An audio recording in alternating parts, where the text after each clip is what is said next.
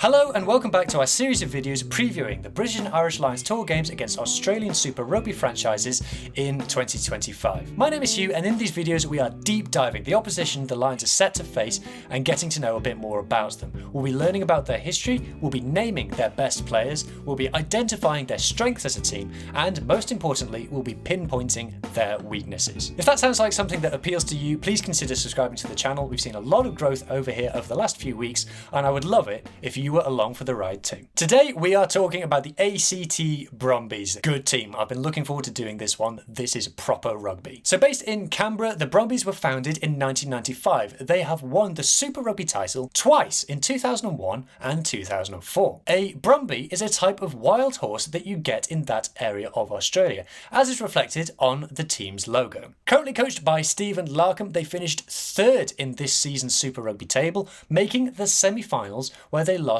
against the Chiefs. They won 9 games in the 2025 Super Rugby campaign and scored 66 tries, making them the best Australian franchise in the competition. Let's talk about some of their top players. So their best ball carrier was Tom Hooper. With 164 carries, he managed 60% gain line success. But they have other good ball carriers elsewhere. You've got Rob Valentini, 137 carries with 72% gain line success. Also centre Len Ikitau, 129 carries with 65% gain line success. In terms of evasive players, you've got Corey Toole is the standout candidate. 43% tackle evasion this season with 24 clean breaks in 14 games. That's amazing. 38 defenders beaten, 730 metres gained. Very impressive stats. In terms of try scoring, Corey Toole was again their main man with 11 tries scored and 15 try involvement. Billy Pollard also managed 11 tries. In fact, the Brumbies had 5 players in the Super Rugby top 10 for tries scored this season. In terms of a defender, the main man is Rory Scott. With 204 tackles, he managed 92% success.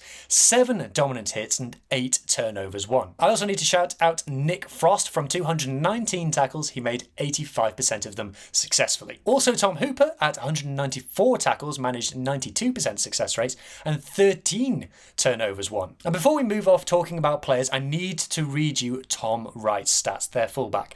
These stats are absolutely insane. So from 160 carries, he had 71% gain line success, 38% tackle evasion. He had 19 clean breaks with 59 defenders beaten. He was the only Super Rugby player to gain over 1,000 metres this season, and he gained 1,314, nearly 500 metres more than any other player in the league. Now the downside to this for the Brumbies is that they are very heavily affected by wallabies call-ups, and we're led to believe that Joe Schmidt will not be releasing players to play for their franchises. So as good as these stats are, a lot of these players we don't think are going to be able to put on their jersey to face the Lions, which is a shame. Let's get talking about their team stats and their strengths. Now, the Brumbies are a team with a very clear identity from their stats. So they are top for total carries in Super Rugby, and they are top for rucks won in Super Rugby. So from there, we see that they're a team that is comfortable having possession for long periods and going through the phases. They also have the top scrum success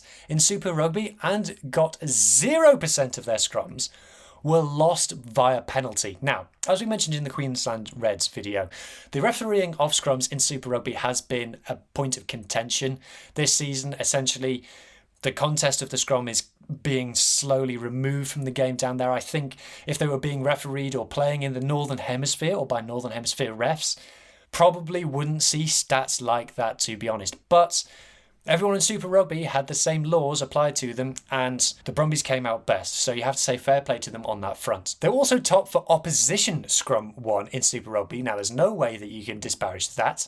They're also top for maul win percentage in the world. Super Rugby, top 14, URC Premiership, anyone. They were the best overall.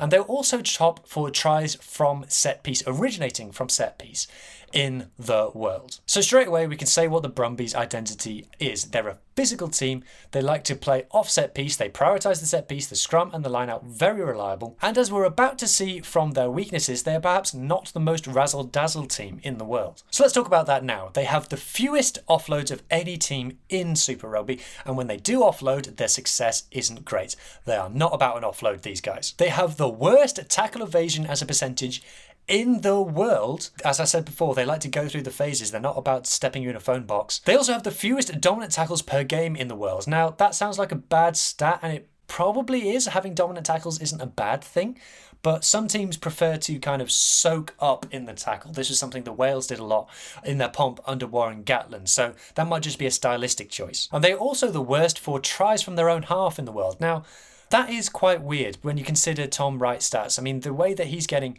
1,300 metres gained is he's running kicks back, but they're not scoring off them. So anybody who watches the Brumbies very regularly, if you could educate me in the comments down below, I'd appreciate it to understand what's going on there. The Brumbies are a very good, very credible team, and this is, for me, definitely the hardest game the Lions will be playing ahead of the tests. Clearly the strongest Australian franchise, and have been for a few seasons, to be honest. Their average scoreline this season in Super Rugby was a 32 points to 26 victory, the best of any Australian team. And perhaps most notably, the last time they played the Lions in 2013, they won. This was the only game in Australia that the Lions lost outside of the test series, 14 points to 12. The Lions did not score a try in this game, and this game was also famous for Shane Williams playing in it. So it wasn't a very strong Lions team that played in that game, but the Brumbies won, and you can't say fairer than that. Now for me, if I'm Andy Farrell, I am going strong in this game. This is probably, we don't know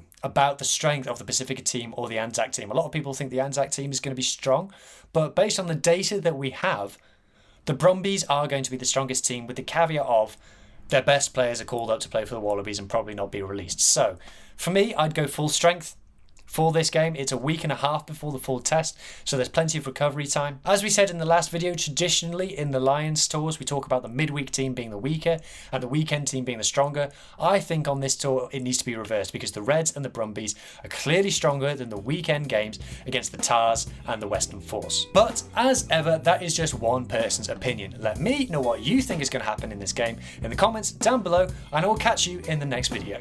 Cheers.